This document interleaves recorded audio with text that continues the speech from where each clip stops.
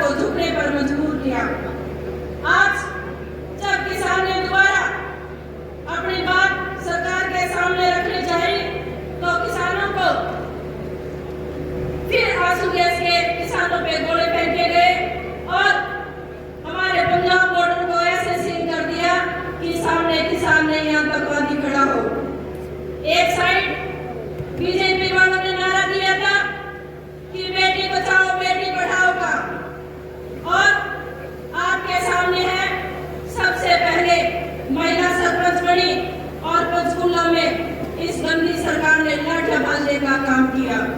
और उसके बाद में फिर हमारी आशा वर्कर बहने, आंगनवाड़ी वर्कर बहने कई महीनों तक धरने पर बैठने के लिए इस सरकार ने उनको मजबूर किया। और तो और हमारी जो गोल्ड मेडलिस्ट बेटियां थी उनको इस सरकार ने नहीं बख्शा, क्योंकि वो दृश्य आप सभी के सामने है कि जिस तरह हमारी गोल्ड मेडलिस्ट बेटियों को इन्होंने सड़कों पे बाल पकड़ पकड़ के किस तरह पाँव के नीचे को कुचला था। तो देश में आज के दिन बहन जी कोई कानून व्यवस्था नहीं है और ना महिलाएं सुरक्षित हैं। देश की संपत्ति को बेचा जा रहा है। भाजपा सरकार के साथ साथ इलाहाबाद का भी बहुत बड़ा दुर्भाग्य है कि लगातार 4 बार यहाँ से विधानसभा पहुंचे प्रतिनिधि ने भी हल्के की कोई भी आवाज विधानसभा में नहीं उठाई। मैं अपने बुजुर्गों से, नौजवान साथियों से और मेरी माता शक्ति से कहना चाहती हूँ, अब समय आ गया है। आपको सोचना होगा कि आपने 4 बार चुने विधायक को विधानसभा भेजा, उसने आपका फर्ज निभाया क्या? मैं आप ही से पूछना चाहती हूँ, एक बार हाथ खड़े करके बताइए और बता दीजिए कि किसने कोई काम किया है क्या आपके सामने। साथियों, आपको सोचना होगा कि इलाहाबाद की तरक्की के लिए, और साथियों आपको सोचना होगा इलाहाबाद के विकास के लिए। साथियों आपको सोचना होगा इलाहाबाद के पढ़े लिखे उस व्यक्ति के लिए जो आज बेरोजगार है। आपको सोचना होगा हमारी सेम की समस्या व स्थायी समाधान के लिए। बुजुर्गों, नौजवान साथियों, बदलाव का समय आ गया है। सत्ता और प्रतिनिधि के बदलाव को आपको सोचना होगा। इलाहाबाद के किसान, मजदूर, दुकानदार, कर्मचारी कैसे खुशहाल हो। बुजुर्गों, नौजवान साथियों, आपको सोचना होगा ये सब कौन कर सकता है। आपने किसको इलाहाबाद की आवाज बनाकर विधानसभा भेजना है। साथियों, ये लोग जात पात के नाम पे, धर्म के नाम पे लड़वा कर अपनी राजनीति रोटियां सेकते हैं। अब तक ये लोग आपके बीच में नहीं आए, पर मैं एक बात आपको बताना चाहूंगी कि चुनावी वर्ष है और ये बरसाती मेंढक की तरह अब आपके पास आएंगे। हर तरह की नई नई योजनाएं लाई जाएंगी, आपको बहलाने फुसलाने का काम करेंगे, तरह तरह की योजनाएं लाने का काम करेंगे, आपको लोग लालच देंगे, लेकिन अब आपको इनके बहकाव में नहीं आना।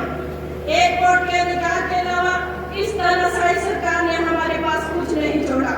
और एक बात और बताना चाहती हूँ कि दोबारा ये चूक अपने आप से होती है तो दोबारा ये जनता, ये भाजपा सरकार है, वो हमसे अपने वोट का अधिकार भी छीनने का काम करेगी और दोबारा इलेक्शन भी नहीं होगा। अगर आपने एक बार और उनको वोट देकर गलती कर दी तो ये सारा जो वोट का अधिकार है वो भी हमसे छीनने का काम करेगी। राहुल गांधी जी ने भारत देश को जोड़ने के लिए कश्मीर से कन्याकुमारी तक पैदल यात्रा की थी। इस संदेश को आगे बढ़ाते हुए भाईचारे की मिसाल छत्तीस बिरादरी की नेता हमारी बड़ी बहन कुमारी सैलजल जी ने भी पूरे प्रदेश में कांग्रेस संदेश यात्रा निकाली ताकि लोगों का आपस में भाईचारा बना रहे।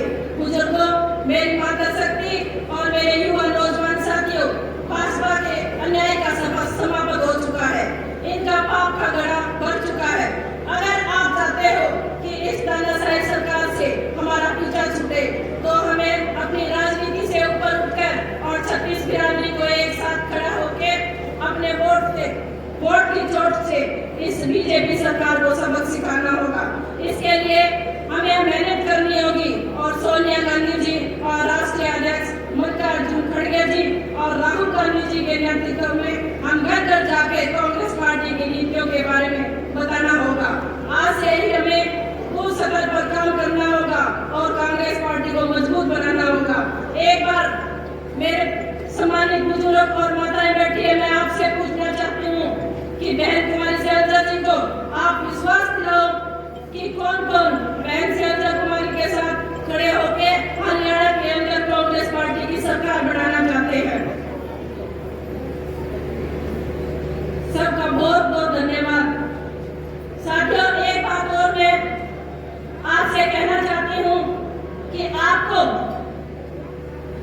इस पर विशेष ध्यान देना होगा, क्योंकि हमारे प्रदेश में लोकसभा चुनाव 2 ही